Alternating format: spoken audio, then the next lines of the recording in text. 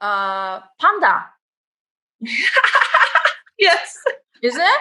Yes. Panda is like more, well, I cannot do that right now, but like this, right? Like this. Yeah. Yeah. Oh, I didn't know.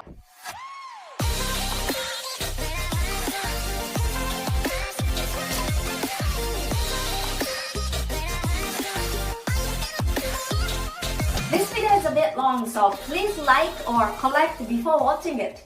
Hi everyone! Today we have a special guest, my Japanese friend Kimi Nishimoto, who is an amazing myofunctional therapist. Yay! Hi, I'm Kimi Nishimoto. I do myofunctional therapy online, which is like physical therapy for your tongue, your lips, your cheeks, and I use it to help people breathe better and sleep better and deal with pain in the head and neck area. So today we are going to introduce 5 reasons why you want to do nose breathing over mouth breathing for beauty purpose. Number 1, sharper jawline. Tell me about it. So when we breathe with our mouth, everything tends to just sag. For example, when I was growing up, I always had to breathe through my mouth, so I looked like this. Loose jaw, everything was just hanging. So when we breathe through our nose, we keep our lips together. It keeps everything forward and nice and relaxed. Which creates a nice sharper jawline. Number 2, dark circle. Tell me why dark circle and nose are related. It looks like 2 different things. So when I see someone with dark circles, I think to myself, they don't sleep very well. And usually poor sleep quality is related to mouth breathing. When we breathe through our mouth, our body has to try very hard to breathe. It's not as efficient versus our nose creates a gas which helps everything to relax, and it opens up all of the vessels and it dilates all the tissues. So you get better blood flow and less dark circles.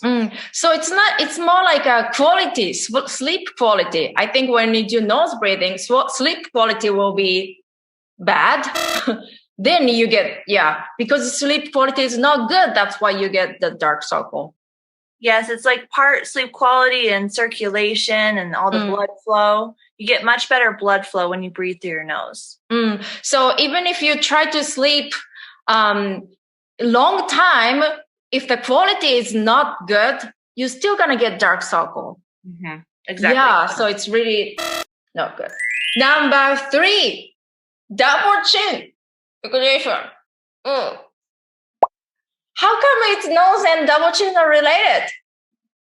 So when we breathe through our mouth, everything hangs like we talked about before, and the mouth and the tongue have to drop low in the mouth. The double chin is actually the base of your tongue. So I can improve the look of my double chin by breathing through my nose and lifting my tongue up. Can you do the side view?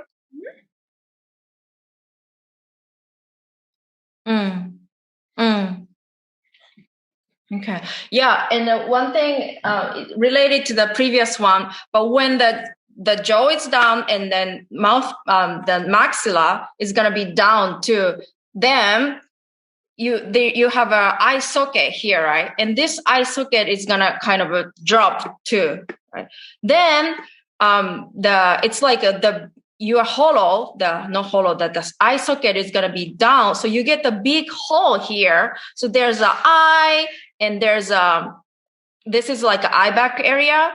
But this, because the eye socket bone is down, because this yellow is down, you get more like hollow under here, under the eye. Then that creates more like dent.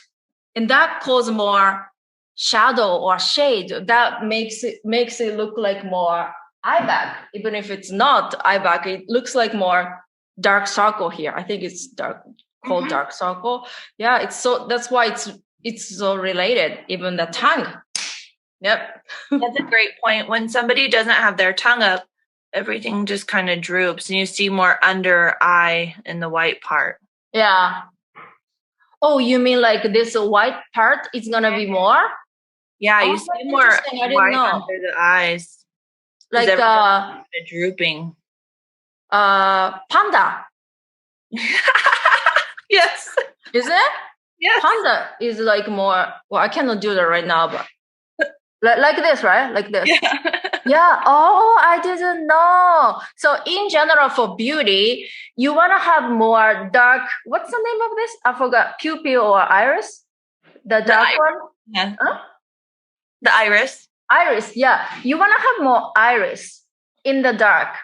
It's called 1, 1, 1, 1, 1, 2, 1. The width is 1, 2, 1. That's called a golden facial ratio. It's considered beauty.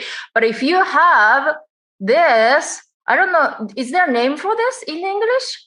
There is a sanpakugan in Japanese, but I don't know in English. We call it the sclera is showing, where there's a lot of white down there. Oh, okay. Well, that's interesting. I didn't know because you want to, in general, you want to have more iris, dark one, not this or this. You don't want to do that. So tongue is related. I didn't know. Number 4, smooth lip, soft lip, lip. So when we mouth breathe, we tend to get a lot of saliva, kind of pools there. And it's really, really easy to lick our lips when our mouth is open. The more we lick our lips, the more dry they get. So they get more chapped. They get those little sores in the side of the mouth. And sometimes get that rash around the edge of the lips. And it's from saliva. So if you learn to breathe with your nose, keep your lips gently sealed, it keeps the saliva off so your lips are smoother, softer, less chapped. Okay. Yeah, I did a video about fuller lips and more how to keep not dry the mouth, how to keep your lips moist without chapstick. So check it out if you haven't watched it. And then last one, number 5, drooling. I didn't know this word, so I had to Google and I did drooling. I didn't know how to pronounce, but tell me about it. So again, when our mouth is open, it's really easy for the liquids to fall out. So a lot of times with kids, when they're in school and they're mouth breathing and they're working on their papers, the saliva will just fall out of their mouth and they'll drool. Same thing with babies, but it can happen to anyone. Like, to be real, when I was in my 20s, I didn't know that mouth breathing was bad. I did it all the time. Sometimes I'd be sitting there talking or just sitting there working on something and just drool would come out. So like here? Sometimes out the side or sometimes just out the front. Huh? That is a sign of a myofunctional disorder when your lips are not strong and the saliva just comes out. So it can be embarrassing and we always want to look like our best selves. So lips together to keep everything inside. What about the one people do when you're sleeping? It happened to me long time ago. I think I was not doing this. So it was open when I was sleeping and then saliva is like dropping. Is it same as drooling? Yes, exactly. That's what we call like nighttime drooling. And it's when the lips are not fully sealed. The saliva will leak out the side. Yeah. And then you'll sometimes get those like little crusties or like sores right there in the corner of the mouth. A sign that either your mouth was open in your sleep or you've been mouth breathing at nighttime. The thing about mouth breathing is it's the path of least resistance. So if your mouth is open, it's so much easier to breathe through that than your nose. So we have to create barriers. We do our lip. I teach you to get your tongue up, and that helps to keep everything closed and forward in the airways. Okay. Just to summarize, again, we want to breathe through our nose because it is a cleaning system. It filters out the dirty air. It produces nitric oxide, which has an anti-inflammatory effect and opens up the vessels in your body to give you better circulation, better blood flow, better sleep quality. There's lots of amazing things that happen when we breathe through our nose.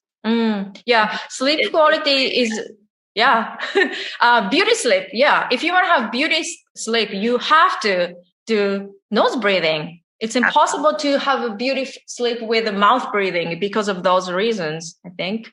Yeah, cool. So now you might be wondering, okay, so how can we train nose breathing?